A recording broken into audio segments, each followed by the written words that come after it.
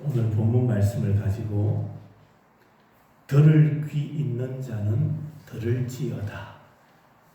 들을 귀를 가진 자는 들으라. 이 제목으로 말씀을 전합니다. 사람들마다 대화를 하거나 또 서로 이야기를 나눌 때 보면 그 사람만의 독특한 대화법이 있어요. 화법이 있습니다. 화법. 우리가 그런 것처럼 예수님도 그렇습니다. 예수님의 독특한 화법이 있어요. 그게 뭐냐 하면 말씀을 쭉 하시고 난 다음에 마지막에 꼭 언급하시는 문장이 들을 귀 있는 자는 들으라. 이 말씀입니다. 그게 예수님의 화법이에요. 왜 말씀의 말미에 들을 귀 있는 자는 들으라 하신 것일까요? 그 이유는 몇 가지 의미가 있습니다. 말씀의 중요성이죠. 말씀에 귀를 기울이라. 또 하나는 예수님께서 하시는 말씀을 주목하고 그 말씀을 마음에 잘 새겨두라. 그런 의미겠죠. 저도 설교하다가 보면 가끔 저를 보십시오. 이럴 때가 있어요. 그게 뭐냐 하면 여러분에게 좀 집중적으로 좀 마음에 새겼으면 좋겠다라고 생각될 때에 집중하게끔 마음에 꼭 기록하게끔 자체를 보십시다라고 하는 거예요. 예수님도 그런 의미입니다. 들을 귀 있는 자는 들으라. 요한계시록에 보면 2장과 3장에 예수님께서 소아시아 7교회에 보내신 편지가 나옵니다. 7교회에 보내는 편지의 내용은 각각 달라요. 칭찬만 받는 교회도 있고 칭찬과 책망을 겸하여 받는 교회도 있고 칭찬은 하나도 없이 책망만 받은 교회도 있습니다. 어떠하든 간에 그 교회에 말씀을 주신 다음에 마지막에 공통적으로 주신 말씀이 있습니다. 그것은 바로 들을 귀 있는 자는 성령이 교회들에게 하시는 말씀을 들을지어다. 하나님의 말씀에 귀를 기울이라. 들으라. 바로 그 말씀입니다. 오늘 본문도 씨 뿌리는 비유를 말씀하신 이후에 들을 귀 있는 자는 들으라. 여러분, 예수님은 우리에게 들으라고 말씀합니다. 들으라. 들으라. 그런데 오늘 이 시대 사람들에게 가장 불행한 게 뭡니까? 듣지 않는다는 겁니다. 예수님은 들으라고 하셨어요. 그런데 오늘날 많은 사람들은 안 들어요. 제가 오랫동안 성도들을 대하면서 느낀 것 한 가지가 있습니다. 주일 학생들도 가르쳐 보았고요. 성도들에게도 수없이 말씀을 전해 보았지요. 신학교 강대상에 올라가서도 말씀을 전해 보았어요. 다 똑같은 게 아니에요. 아이들은 설교 시간에 집중을 잘 못해요. 설교를 하다 보면 조금만 지나면 떠들어요. 저놈들이 듣지도 않고 말씀도 안 듣고 왜 저리 떠들지? 그런데 설교 마치고 아이들에게 질문을 해보면요. 아이들은 다 알아요. 설교 내용을 다 기억하고 있어요. 떠들면서도 걔들은 다 듣더라고요. 그런데 어른들은 안 그래요. 지금 어른들은 잘 듣는 것 같아요.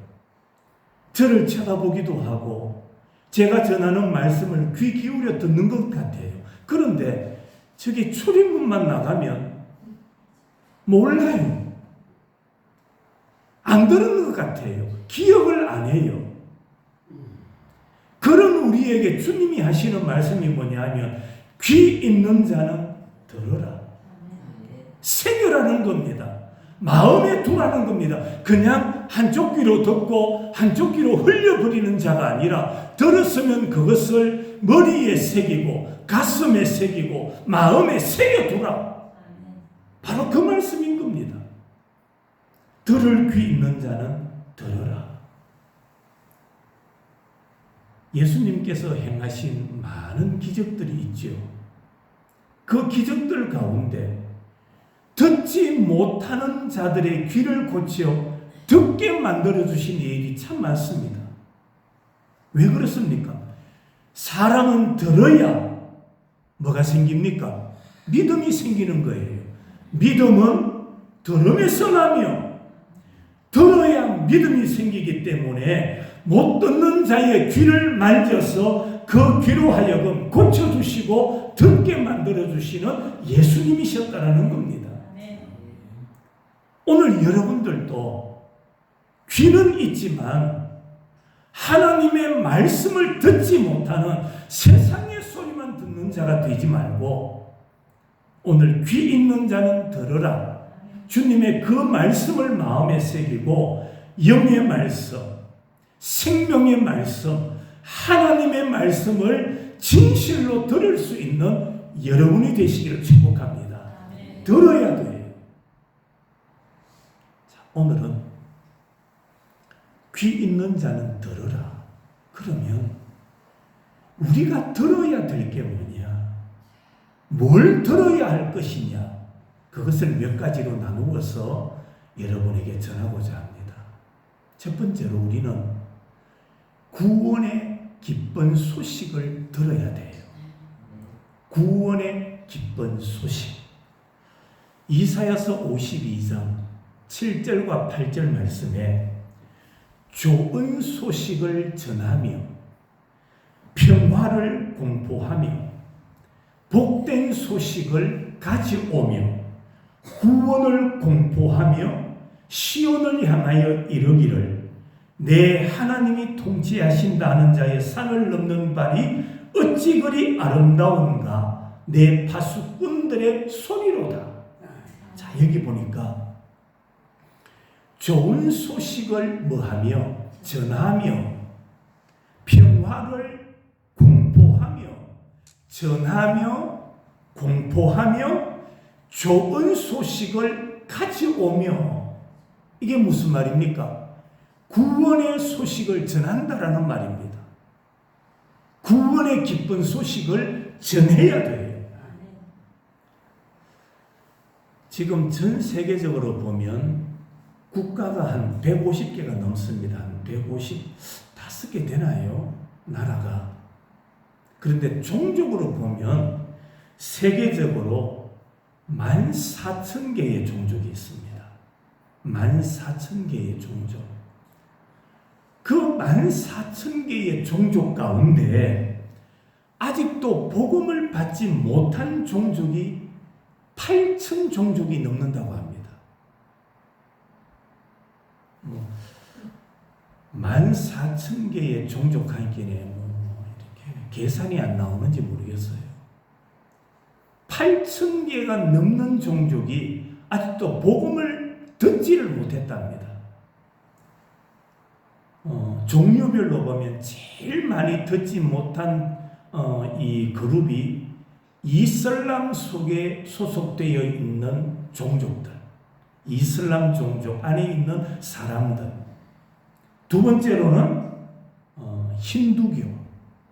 그리고 그 다음에 부족 국가나 불교권에 속해 있는 나라들. 이런 나라들이 복음을 듣지를 못했는데 지금 지구상에 보면은 인구가 얼마쯤 될까요? 세계적으로 한 75억이 안 될 거예요. 한 3, 4억 정도 되지 않을까 그렇게 생각되는데 70억이 넘는 사람들 가운데 아직도 한 번도 복음을 듣지 못한 사람이 얼마나 되느냐? 27억 명이 넘습니다. 27억 명. 그러니까 약 3분의 1이 복음을 한 번도 듣지 못한 사람이라는 겁니다. 여러분, 우리를 한번 생각해 보십시다. 우리는 복음을 듣는다, 듣고 있다라고 여기는데, 우리는 믿는다라고 하지만 과연 얼마나 우리는 기쁜 소식을 듣고 있고 기쁜 소식을 알고 있을까요? 여러분, 우리를 사랑하셔서 오늘도 우리 안에서 역사하시는 하나님의 사랑과 은혜를 믿고 깨닫는 여러분이 되시기를 바랍니다. 그리고 하나님의 그 은혜를 누리면서 살아가는 자가 되어야 돼요. 자, 빨리 찾으시는 분들은 성경을 찾아서 같이 봤으면 좋겠습니다. 구약의 스바냐 3장, 스바냐 3장 14절부터 17절, 스바냐 3장 14절부터 17절입니다. 제가 읽습니다. 시온에 따라 노래할지어다, 이스라엘아 기쁘게 부를지어다, 예루살렘 따라 전심으로 기뻐하며 즐거워할지어다. 여호와가 내 형벌을 제거하였고 내 원수를 쫓아냈으며 이스라엘 왕 여호와가 내 가운데 계시니 내가 다시는 화를 당할까 두려워하지 아니할 것이라. 그날에 사람이 예루살렘에 이르기를 두려워하지 말라, 시온아 내 손을 늘어뜨리지 말라. 너의 하나님 여호와가 너의 가운데에 계시니 그는 구원을 베푸실 전능자이시라. 그가 너로 말미암아 기쁨을 이기지 못하시며 너를 잠잠히 사랑하시며 너로 말미암아 즐거이 부르며 기뻐하시리라 하리라. 자, 이 말씀은 예수로 말미암아 다가올 은혜와 기쁨을 말씀하는데, 예수님으로 말미암아 주실 은혜와 기쁨을 받을 자가 누구냐? 오늘 14절에 보니까 시온에 따라, 이스라엘아, 예루살렘 딸, 그렇게 말하지요. 단어만 다를 뿐이지 그 대상은 똑같습니다. 이스라엘을 의미합니다. 이스라엘을 향해서 시온의 딸이라, 이스라엘이라, 예루살렘 딸이라, 그렇게 세 가지 호격으로 나누어서 말씀하고 있는 겁니다. 자, 그러면 이 예루살렘의 딸 시온이 기뻐하며 두려워하지 않아야 할 이유가 뭐냐? 두려워하지 않아야 할 이유를 세 가지로 말씀하죠. 그 첫 번째로는 여호와가 내 형벌을 뭐 하셨다? 제거하셨다. 믿으시면 아멘. 하나님께서 우리의 형벌을 제거해 주시는 거예요. 먹보다도 더 검은 죄로 물던 이 마음, 흰눈보다 더 희게 깨끗하게 씻어주시는 분이 바로 예수님이시다. 그 예수님께서 우리의 형벌을 뭐 하셨다? 제거해 주셨다. 두 번째로는 내 원수를 쫓아냈으며, 우리가 우리의 원수를 이길 수가 없는 거예요. 우리가 나의 원수를 대적할 수가 없는 거예요. 그런데 여호와께서 우리의 대적을 쫓아내 주시는 거예요. 아무리 악한 자가 주의 일을 가로막고 방해해도 주님은 주의 일을 주께서 성취하신다. 아무리 악한 자가 가로막아도 시간만 조금 길어질 뿐입니다. 시간만 길어지고 재정이 조금 더 투자될 뿐이지 주의 일은 반드시 주께서 이루신다. 내 원수를 뭐 해주셨다? 쫓아내 주시는 거예요. 세 번째가 뭐냐? 이스라엘 왕 여호와가 내 가운데 계시니, 주님이 주의 백성들과 함께 계신다. 임마누엘, 여호와가 너와 함께 계시니. 그렇습니다. 하나님은 누구와 함께 하시느냐? 시온과 함께 하시는 거예요. 이스라엘과 함께 하시는 거예요. 예루살렘의 딸들과 함께 하시는 거예요. 오늘로 말하면 오늘 성도들과 주를 사랑하는 자들과 함께 하시는 하나님이시다. 그러면서 이스라엘 중에 계시는 하나님과 백성의 관계는 어떻느냐? 하나님과 그 백성의 관계를 세 가지로 말씀하고 있어요. 그 첫 번째로는 그는 구원을 베푸실 전능자시다. 구원을 베푸실 전능자. 이걸 다르게 표현하면 우리 여호와는 용사이시다. 하나님은 용사다. 여러분, 전쟁터에는 어린 아이가 먼저 나가는 게 아니에요. 여성이 먼저 나가는 게 아니에요. 병약한 자가 앞서는 게 아니에요. 누가 앞섭니까? 용사가 앞에 앞서는 거예요. 잘 훈련된 군인이 제일 앞에 나가는 거예요. 무슨 말입니까? 하나님은 우리의 용사가 되어주신다. 우리를 대신하여 싸워주시는 분이시다. 바로 그 말입니다. 우리 대장 예수. 여러분, 주님이 우리의 용사가 되어주심을 믿으시기를 바랍니다. 두 번째로는 그가 너로 말미암아 기쁨을 이기지 못하시며. 여러분, 주님은요 우리를 보시고 기뻐하시는 거예요. 이런 표현이 좀 어떨지 모르겠습니다만은 주님은 주의 백성을 보며 기뻐 미치시는 거예요. 자, 우리 집사님들 자녀를 키울 때는 잘 못 느꼈는데 여러분 집에 손자 손녀가 있죠. 걔들을 보면 할아버지 할머니 어때요? 기뻐요. 예, 얼마나 기쁜지 몰라요. 눈에 넣어도 안 아파요. 그런데 할아버지 할머니가 나이가 많아지다 보니까 요즘은 마냥 기쁜 것만은 아니랍니다. 손자 손녀들이 오면 얼마나 기쁜지 몰라요. 그런데 오면 기쁜데 가면 더 기뻐요. 더 즐거워해요. 오면 좋고 가면 더 기쁘고. 여러분, 하나님의 마음이 어떠한가를 우리에게 말씀하지요. 내가 그로 말미암아 기쁨을 이기지 못하며. 하나님은 시온을 향하여 예루살렘을 바라보시며 기뻐하시는 하나님이시다. 오늘도 주의 성전에 올라와서 예배드리는 여러분을 주님이 보시고 기뻐하신다라는 겁니다. 또 하나는 너를 잠잠히 사랑하시며.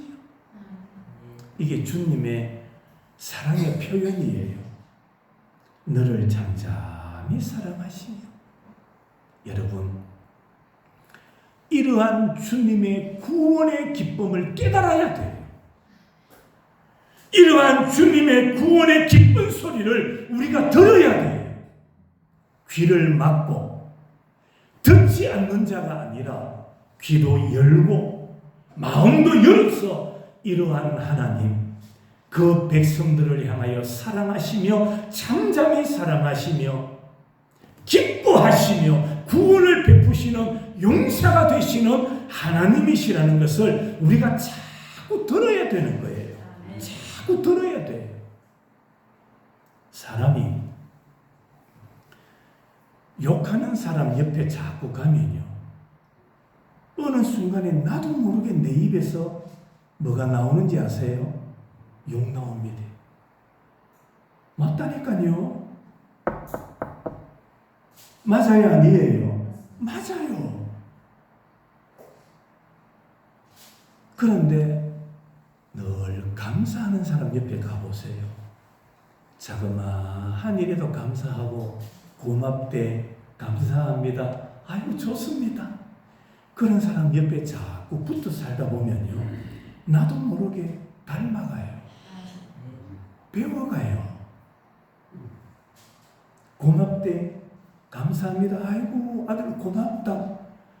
남편이 자꾸 그렇게 고맙다 하면요, 나도 모르게 아내도 따라가는 거예요. 닮아가는 거예요.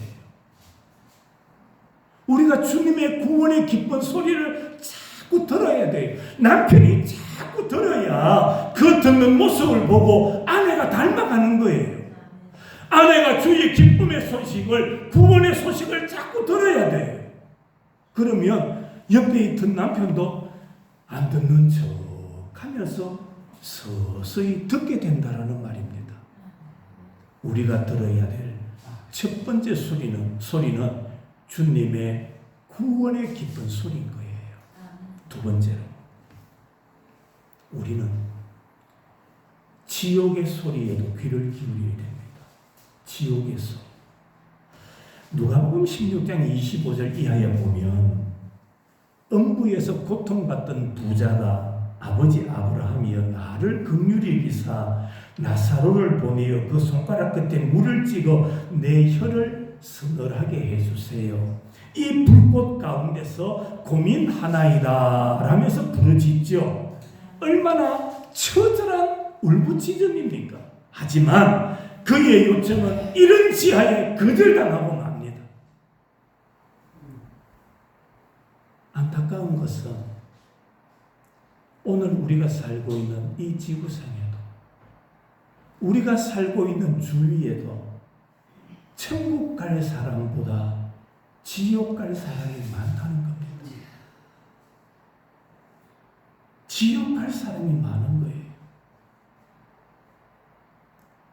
지옥에 가 있는 부자의 소리를 보세요.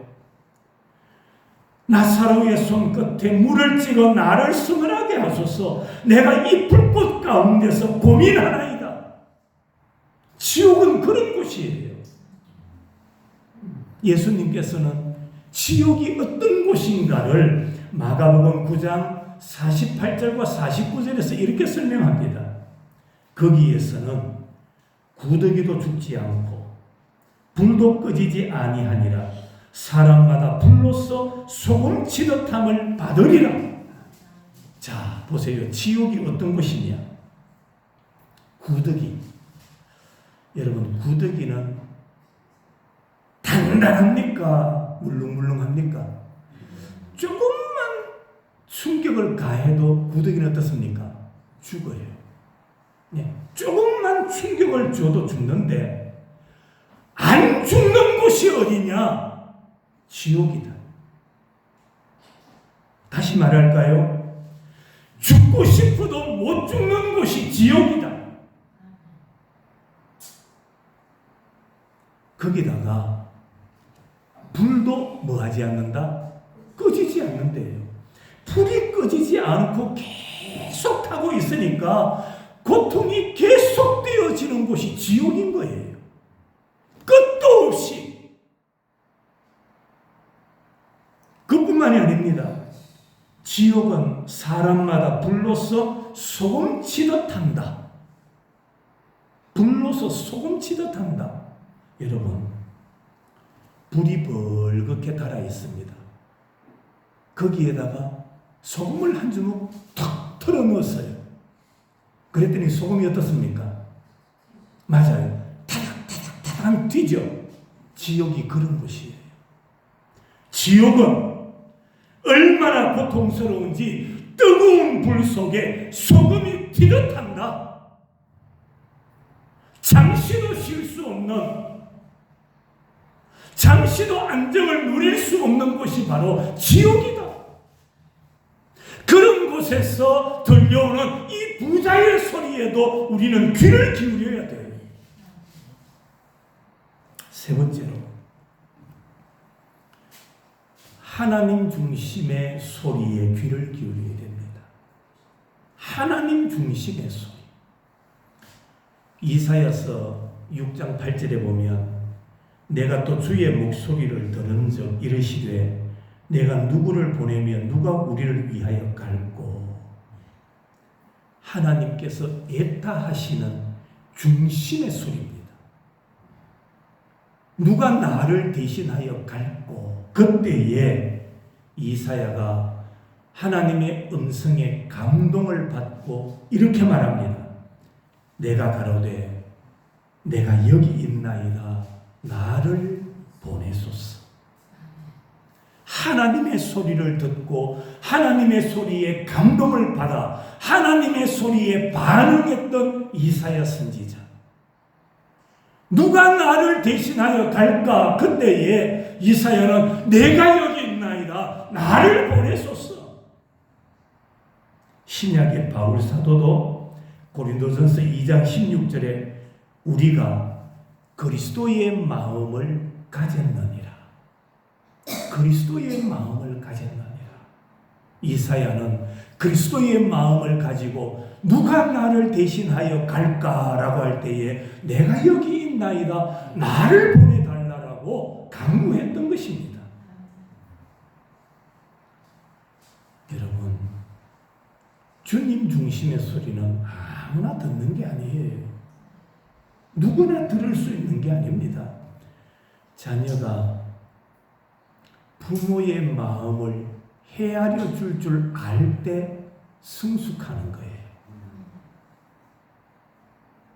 부모의 마음을 알아줄 때 성숙한 거예요. 마찬가지로 하나님의 중심을 깨달아가는 사람이 장성한 사람입니다.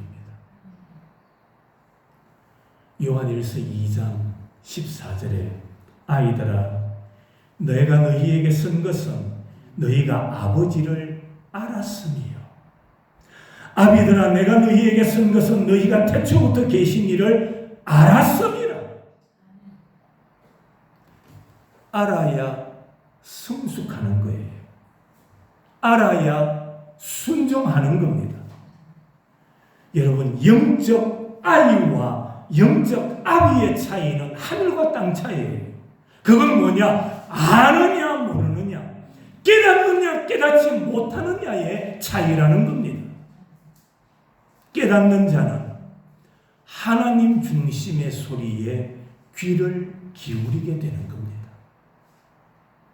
네 번째, 우리는 영혼의 갈급한 소리를 들어야 돼요. 영혼의 갈급한 소리. 사도행전 16장 9절에 밤에 환상이 바울에게 보이니 마게도냐 사람 하나가 서서 그에게 청하여 가로되 건너와서 우리를 도우라는 환상을 보게 됩니다. 무슨 말입니까? 살려주시오. 우리에게 전도해 주세요. 우리에게 선교사를 파송해 주세요라는 소리가 들렸다라는 말입니다. 이 소리를 듣고 지금도 전 세계에 우리 한국 소속 선교사들이 전 세계에 흩어져서 복음을 전하고 있는 거예요. 나라로 보면은 미국이 선교사가 제일 많을 거예요. 하지만 단위적으로 인구수로 보면요, 세계적으로 우리 대한민국이 선교사 파송 1등 나라입니다. 여름이 되고 겨울이 되면 교회들마다 선교를 위하여 얼마나 많은 사람들이 헌신을 하는지 몰라요. 지난주에 말씀드렸던 것처럼 저희 동기의 한 목사님이, 한 분의 목사님이 늘 선교에 몸담고 있어요. 1년에 한 3분의 1은 외국에 나가 있어요. 한국에 목회를 하면서도 한 1년에 3분의 1은 선교지에 가 있는 목사님이 있어요. 11월에 일본에 선교가 있대요. 친구다 보니까 같이 가자. 지금 유혹을 하고 있어요, 저에게. 일주일이니까 같이 갔다 오자. 같이 가서 선교에 몸담자. 같이 가보자. 저도 선교 많이 했지요. 외국에 많이 나갔다 왔지요. 태국 같은 나라, 필리핀 같은 나라는 제가 선교를 위하여 한 8번, 9번씩 갔다 왔지요. 러시아 같은 곳도 4번씩이나 다녀왔지요. 러시아는 얼마나 열악한지 몰라요. 가서 잠도 제대로 잘 수 없을 그런 환경입니다. 가서 바깥에서 외식 한번 할 수 없고요. 러시아 같은 경우는요. 차도 우리나라는 길거리에 보면 자동차가 빽깔이 아닙니까? 빽깔이. 지나가다 보면 자동차죠. 그죠? 그런데 러시아는 길거리에 차를 못 세워둬요. 차 세워두고 날이 새면요.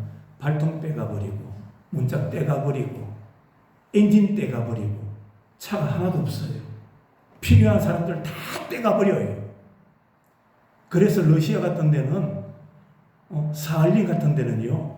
차를 꼭 이렇게 자물쇠가 있는 곳에 꼭 이렇게 보관을 해요. 매점도 가면은 우리나라는 매점이나 상점에 가면 출입문이 뭐로 되어 있습니까? 유리로 되어 있죠. 다 유리입니다. 그런데 러시아는 그렇지 않아요.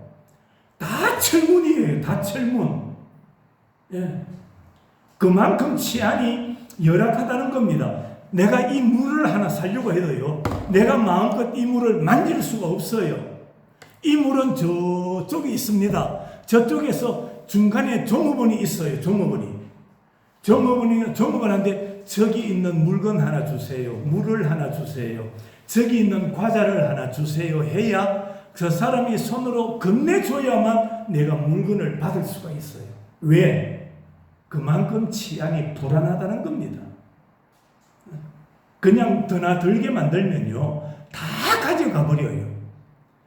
저희가 파송했던 선교사 사택에 제가 가봤습니다. 5층짜리 아파트였어요. 저는 교도소에 들어가는 줄 알았습니다. 왜냐? 아파트 출입문이 철문이에요. 철문. 문을 여는데 삐그덕 하면서 철문 소리가 확 나더라고요. 일행이 다 들어가고 문을 꼭 닫아야 돼요. 닫는데 철크동 하면서 닫히더라고요. 교도소 철문 열고 닫는 것과 똑같대요. 외부인은 일절 못 들어오게 만드는 겁니다. 그런 곳에도 우리나라 선교사님들이 파송되어 있는 거예요. 그래서 지금도 시간만 나면 물질을 투자하고 재정을 투자하고 시간을 투자해서 또 선교지에 가고 왜 그렇게 합니까? 영혼의 갈급한 소리를 듣기 때문이에요. 영혼의 갈급한 소리가 들려오기 때문이에요. 여러분, 나만 예수 믿고 천국 가면 된다는 생각은 나쁜 생각이에요. 악한 생각이에요. 대표적인 예가 구약 에스더 4장 13절에 나옵니다. 너는 왕궁에 있으니 모든 유다인 중에 홀로 목숨을 건지리라 생각하지 말라. 이때에 너가 만일 장장하여 말이 없으면 유다인은 다른 데로 말미암아 노임과 구원을 얻으려니와 너와 내 아버지 집은 멸망하리라. 내가 전해야 될 복음은 내가 전해야 되는 거예요. 내가 들은 복음은 내가 전해야 되지. 내가 전하지 않으면 하나님은 내가 아닌 다른 사람을 통해서도 전하게 하시는 하나님입니다. 전북에 가면은 전주 안디옥 교회라는 곳이 있습니다. 전주 안디옥 교회. 이 교회는 우리나라뿐만 아니라 세계적으로 선교의 아주 모범적인 교회예요. 이 전주 안디옥 교회가 1983년도 3월 27일에 개척을 합니다. 1983년 3월 27일. 개척을 하면서 그들의 목적이 있어요. 계획이 있어요.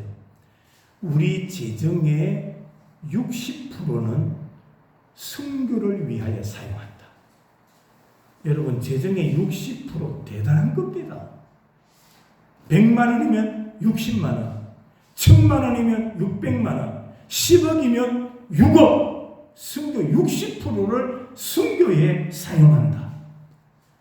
그래서 그 교회가 개척을 하면서 바울 선교회를 만들어서 시작은 미약하지만은 좋은 목적을 가지고 일을 하니 하나님께서 일꾼을 만나게 해주시는 겁니다. 제가 그 교회 홈페이지에 들어가 보니까 그 이후에는 기록되지 않았는데 2023년도까지 기록되어 있더라고요. 지금부터 2년 전이죠. 23년까지. 그러니까 1983년도에 개척을 했으니까 2023년도부터 몇 년째입니까? 딱 40년입니다. 지금은 42년째고요. 40년 만에 90개국에 484명의 선교사를 파송한 거예요. 그 교회에서. 안 놀라죠, 그죠? 몇 개 나라? 90개 나라. 몇 명의 선교사? 484명의 선교사. 여러분, 선교사 한 사람에게 이렇게 재정을 지원해 주려면 돈이 한 1억 듭니다, 1년에. 예. 그만큼 많이 들어요. 그의 사역을 위해서 생활에 필요한 물질도 줘야 되지요. 선교에 필요한 물질도 더 줘야 되지요. 전도와 개척, 교회 건축 다 물질로 후원해야 되지 않습니까? 그런데 그 교회가 484명의 선교사, 90개. 그들의 슬로건이 하나 있어요. 그게 뭐냐 하면 우리 생각하고는 달라요. 우리는 어떤 생각을 하느냐? 편하게 살자. 우리는 편하게 살자. 그런 생각을 가지죠. 그런데 그 교회의 슬로건은 우리는 불편하게 살자. 우리는 불편하게 살자. 그게 그 교회의 슬로건입니다. 그들의 필요를 위해서 서지 아니하고 지금은 보니까 교회를 위해 새로 건축하더라고요. 42년 만에 지금 교회를 건축하던데 그 교회 첫 교회는 둥근 양철집 예배당입니다. 교회를 양철로 이렇게 지어놨어요. 둥글게. 꼭 공장처럼 그렇게 불편하게 짓고 모든 기관은 선교 체제로 운영이 되고 각 기관은 절대 교회로부터 지원을 받지 아니하고 모든 봉사직은 자발적인 희생 봉사를 원칙으로 그 일을 이루어가는 거예요. 여러분, 교회도요. 과거에는 봉사들이 보면 봉사자들 다 헌신을 했어요. 자발적으로 희생을 했어요. 그런데 요즘은 교회 직분자들이 교회 조그마한 일 하나 했다고 일당달래요. 그것도 중직자가 거짓하고 있는 거예요. 교회 공사하면서 밥벌이 하며 살려고 하는 것들이 교회 중직자인 거예요. 뭔가 교회 안에서 자기가 뜯어먹을 게 없는가? 그러니까 전도가 안 되고 선교가 안 되는 거예요. 올바른 복음은 자기 희생인 거예요. 나는 불편하게 살더라도 예수 복음을 위하여 주자. 그게 참된 복음인 거예요. 그런데 여러분 솔직하게 보세요. 내가 배부르게 먹고 내가 등 따시고 내가 편하게 살려고 하다 보면 남에게 줄 게 있습니까? 없습니까? 없습니다.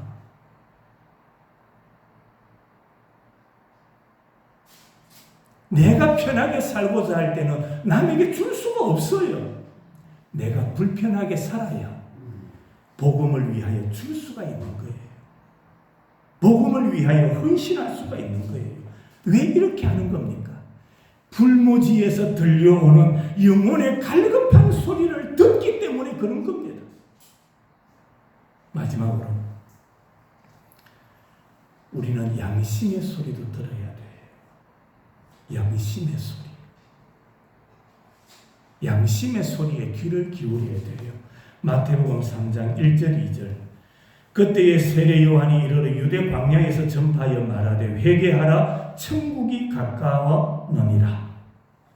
세례 요한의 이 외침이 얼마나 힘이 있었던지 이 회개하라 이 소리를 듣고 많은 사람들이 회개하고 주께로 돌아왔다라고 말씀합니다.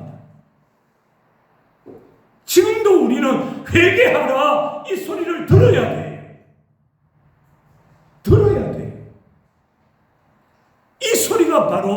양심의 소리입니다. 잠언 1장 20절과 21절에 지혜가 부르며 소리를 지른다고 했듯이 타락의 길로 가는 이유가 뭡니까? 많은 사람들이 멸망의 길을 가는 이유가 뭡니까? 바로 이 소리를, 영혼의 소리를, 생명의 소리를, 구원의 소리가 작기 때문에 그런 거예요. 예수님은 당시 시대를 가리켜서 귀신 들린 세대라, 피리를 불어도 감동이 없는 세대다, 춤추지 않는 세대다라고 말씀했습니다. 오늘 우리가 사는 세상이 그렇습니다. 죄를 죄로 알지 않는 세상, 죄가 홍보가 되고 장려되는 세상, 범법자가 지도자가 되는 세상, 범법자가 나라를 이끌어가는 세상, 죄지은 자가 떵떵거리는 세상, 그토록 우리 교회가 강력하게 반대했던 차별금지법 통과됐잖아요. 지금 여당에서 통과시켰잖아요. 차별금지법. 앞으로 교회 안에서 목사가 주례도 잘 못해요. 한 남자와 한 여자만 결혼해야 된다는 소리를 못한다니까요. 가정은 한 남자와 한 여자로 인하여 세워지는 게 아니라 남자와 남자든 여자든 누군지 둘이 좋으면 가정을 세울 수 있도록 허용하는 게 차별금지법인 거예요. 그렇게 반대해도 지금 여당에서 다 통과시켰잖아요. 자기들 멋대로 하잖아요. 여러분, 진리에 선 양심의 소리가 없이는 우리가 바로 살 수가 없습니다. 듣기 좋은 소리만 들어서는 안 돼요. 오늘 정치인들 보세요. 어떤 소리를 듣고 사는지 아세요? 자기 듣고 싶은 소리만 듣고자 하는 게 정치인이에요. 그게 이 세상의 모습이에요. 그러나 우리는 어디에 소리를 들어야 됩니까? 양심의 소리에 귀를 기울여야 돼요. 양심의 소리. 말씀을 마칩니다. 귀는 있지만은 듣지 못한다는 게 안타까운 일이에요. 여러분, 사람끼리 대화해도 뭘 못 알아듣는 사람, 말귀를 못 알아듣는 사람은 답답한 거예요. 한마디 하면 두 개를 깨달아 아는 사람은 속이 시원해요. 그런 사람은 쓸만해요. 집사님들, 사람들이 필요할 때 일꾼들을 쓰죠. 사람들을 쓰죠. 자기가 알아서 일하는 사람이 있고요. 맞죠? 그런 사람은 그냥 돈 더 주고 싶다, 10,000원이라도 더 주고 싶지 않습니까?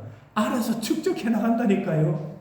어떤 사람은 시키는 일만 하는 사람이 있어요. 어떤 사람은 시키는 일도 못하는, 말귀를 알아듣지 못하는 사람이 있어요. 그런 사람은 다시는 안 쓰려고 하지. 귀 있는 자는 들으라 하셨음에도 듣지 못하는 자가 안타까운 거예요. 뿐만 아니라 들어야 할 소리는 듣지 아니하고 듣지 말아야 될 소리만 자꾸 찾아 듣는 사람들이 있어요. 쓸데없는 소리, 세상 소리, 그런 소리만 좋다고 쫓아다니는 사람이 있다니까요. 아무런 유익이 없습니다. 내 영혼의 양심에 아무런 도움이 되지 않습니다. 들을 소리를 들어야 돼요. 들어야 할 말을 들어야 돼요. 우리가 들어야 될 말이 뭡니까? 오늘 제가 5가지로 말씀드렸죠. 첫째로는 구원의 기쁜 소리를 들어야 됩니다. 두 번째로 지옥에서 들려오는 경고의 소리에 귀를 기울여야 돼요.